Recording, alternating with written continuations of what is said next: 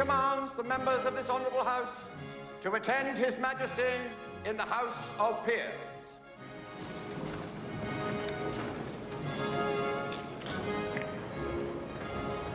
Do you enjoy all this flummery, Mr. Pitt? No, Mr. Fox. Do you enjoy anything, Mr. Pitt? A balance sheet, Mr. Fox. I enjoy a good balance sheet. Whereas we, George III, in this year of our Lord 1788, do open this Parliament, giving notice that our will and pleasure is that the following bills shall be laid before this House. A bill for the regulation of trade with our possessions in North America, our former possessions in North America.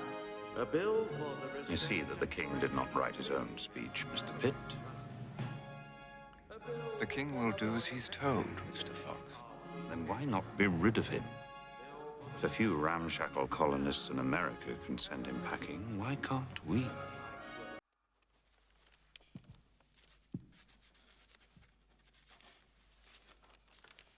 Married yet, Mr. Pitt? What? No, sir. Got your eye on anybody, then? Eh? No, sir. A man should marry. Yes. Best thing I ever did. And children, you see, children.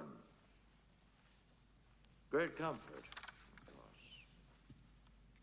This fellow we're putting in as professor at Oxford. Was his father Canon of Westminster? I've no idea, sir. Yes, Phillips. That's the father, this is the son. And the daughter married the organist at Norwich Cathedral. Sharp. Yes, and their son is the painter. And the other son is a master at Eton. And he married somebody's niece. Your Majesty's knowledge of even the lowliest of your appointments never ceases to astonish me.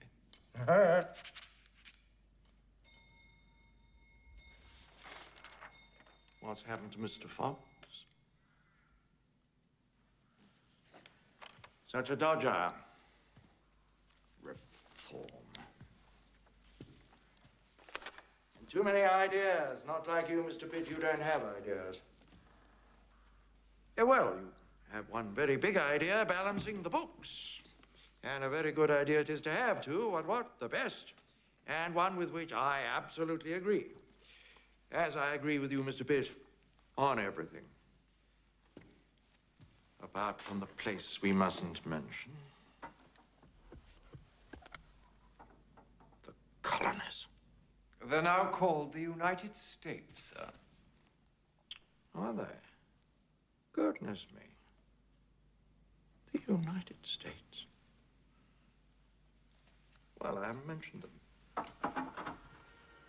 I prefer not to, whatever they're called. They are a fact, sir. The Vicar of Lichfield. Sir? The Vicar of Lichfield. It was his niece that married the second son of the organist at Norwich Cathedral. Good night, Mr. Pitt.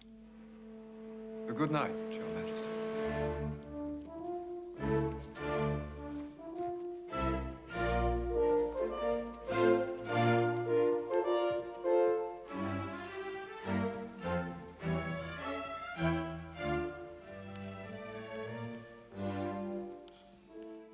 Went round to the Provost of Eton's lodgings and, by persistent battering on the door, roused the Provost and commanded him to show him the chapel. So? Well, Lord Chancellor, it was still dark. Have we come to the end of this catalogue of regal nonconformities? Mr. Pitt. Because I've heard nothing to suggest His Majesty's behavior is in any way unusual. He also harps on America. The colonies. Captain Fitzroy, for the strongest reasons, both foreign and domestic, degree of discretion, and a hold on public functions, no levies, concerts,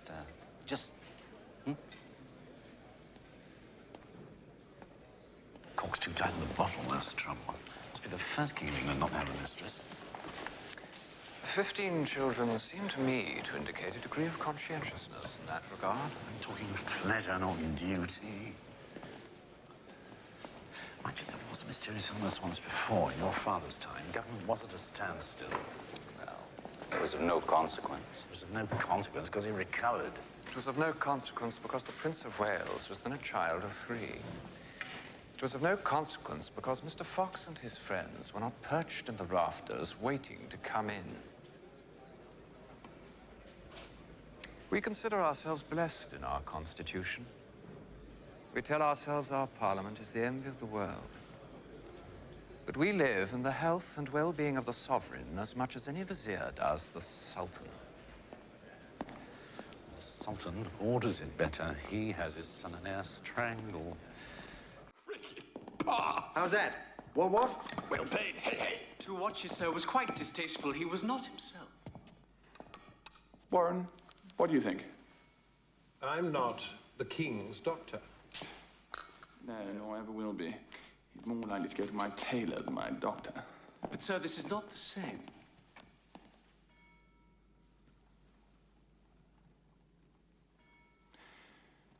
Could he be ill? Yes.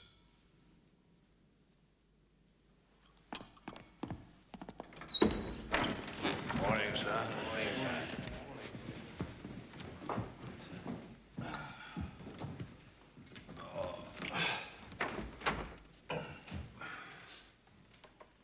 Sherry, what would happen if the king were ill? I mean, gravely ill. Her Royal Highness would have to be declared regent. Regent. King in all but name. All the powers. Subject to Parliament. Charles, don't quibble. And certainly all the funds.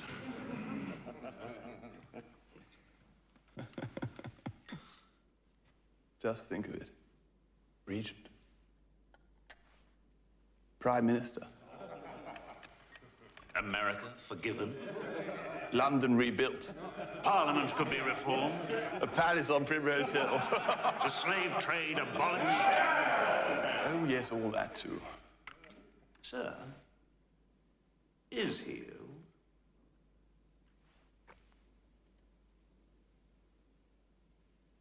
Well, he's not well.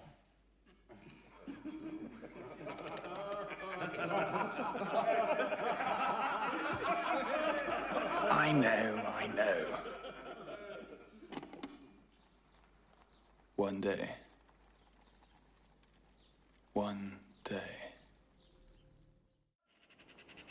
He soils his clothes, urine, excrement. He talks filth, the slops of his mind swilling over. I am not a nurse. If His Majesty cannot regulate himself, how should he regulate the country? I shall be relieved when it is ended, one way or the other. Duke of Brunswick. Archibarato, omni felonius, omni victorious, happy and glorious. Mr. Pitt, Your Majesty. Well? Here, Your Majesty. Stand close, Mr. Pitt. You'll have to speak up. I don't see very well. There is a fog here. And in my ears, in my ears. There have been questions in the House, sir.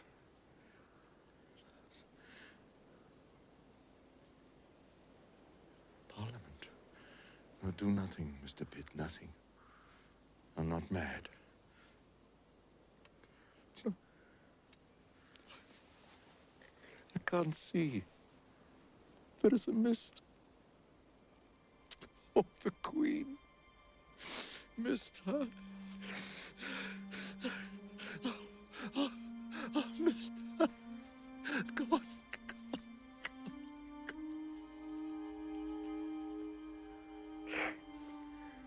The doctors thought it best, sir. Doc.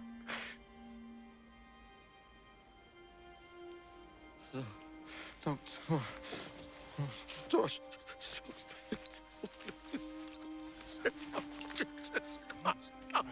Come on. Oh, God.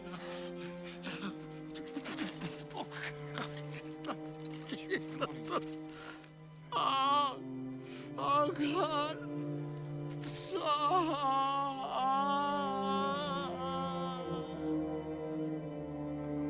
Honourable members would, I am sure, like to know that I saw His Majesty yesterday, and the only symptoms of his disorder were a tendency to repeat himself and a wandering from one topic to another.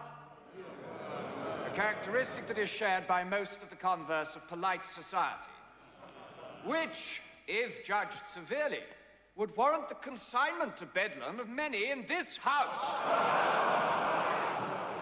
Mr. Fox! Mr. Pitt's consoling pleasantries should not deceive the House.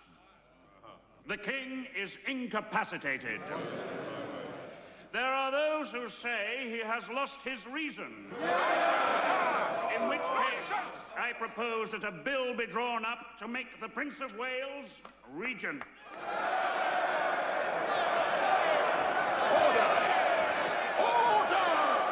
The motion before this House is that a bill be speedily drawn up to appoint the Prince of Wales regent of this kingdom. But he will recover in time, surely. What good is that? Once he's made regent, the Prince will have him locked away in some Windsor hellhole, and mad or sane, no one will ever know. He'll be reading too many novels. He has to recover soon, or we're done for. I used to sit with my father when he was ill. I used to read him Shakespeare. I've never read Shakespeare. I'm a clergyman.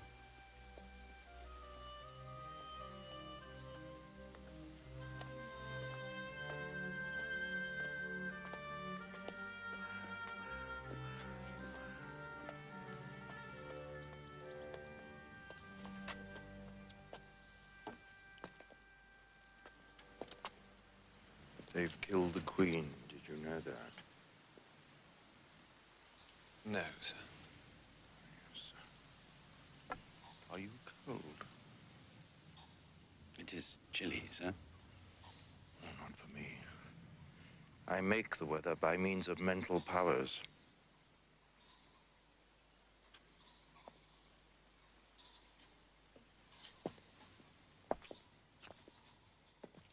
Well, actually, it's not too bad about the Queen, because actually, I was never actually married to her. I was married to the tall one, Elizabeth. Sie öffnet ihre Beine für mich. What are you saying, sir? Wann immer ich will. 2, 3, 4, 5. Oh, don't they speak German in Lincolnshire then? Well, allow me to translate, sir. Her ladyship is game for anything. I just have to say the words. Skirts up, legs in the air. Jack! I just tip her the wink and I'm in there, or she's down here.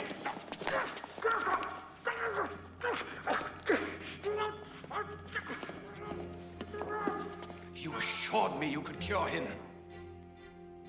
I can, sir, given time. We do not have time. Mr. Speaker, I will not trouble the House with the detailed contents of the latest and, I may say, generally optimistic bulletin.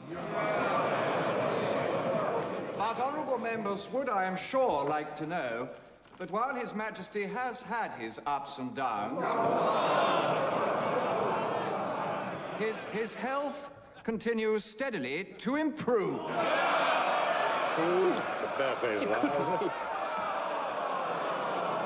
Ups and downs. Ups and downs. Mr. Speaker, I can, with your permission, quote from a copy of the same bulletin handed to me by Dr. Warren. Some of these ups and downs, His Majesty's obscenities, his blasphemy, his interminable rambling. Suffice it to say that this optimistic bulletin concludes thus: that while His Majesty has had lucid intervals, he remains periodically demented and incapable of rational thought.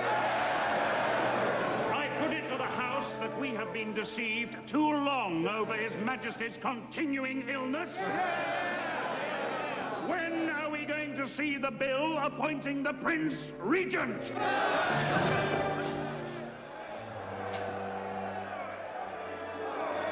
In due course. It is still being drafted.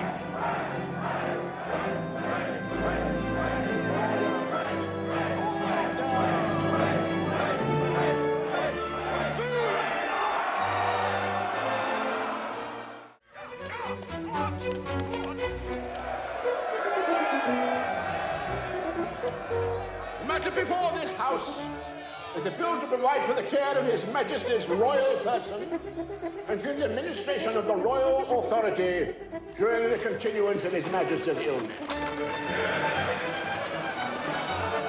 Mr. Speaker, we on this side of the House count ourselves fortunate that we have, in the person of the Prince of Wales, a young man of such character and aptitude.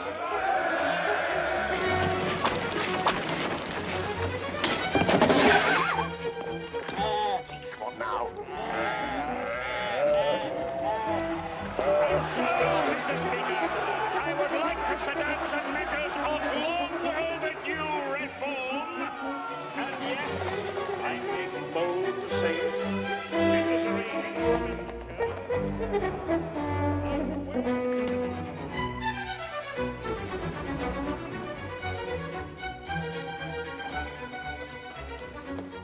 I've just been with His Majesty, and I've had 2 hours uninterrupted conversation with him. God, he's talking again. No, damn it.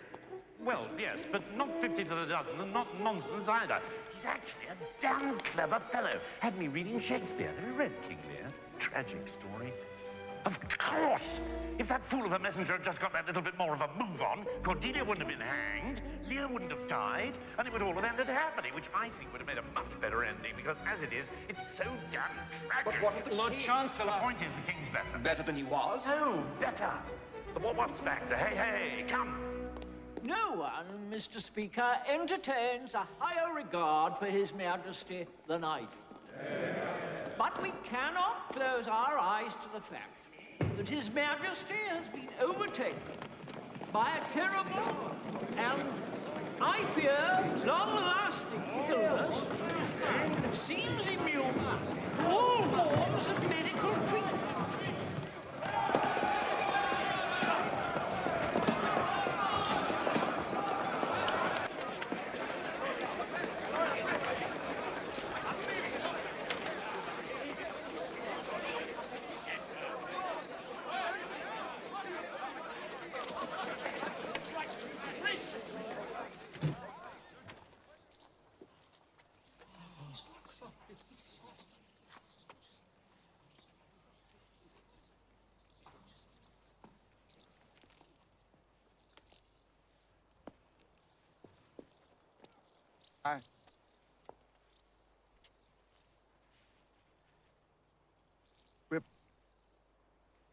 We are very touched by the concern shown by our most loyal subject, and are very, very happy to be amongst you all again. Be assured that now that our strength has returned, we will once more take up the reins of government. How was that, lads? Not bad, eh? You weren't what?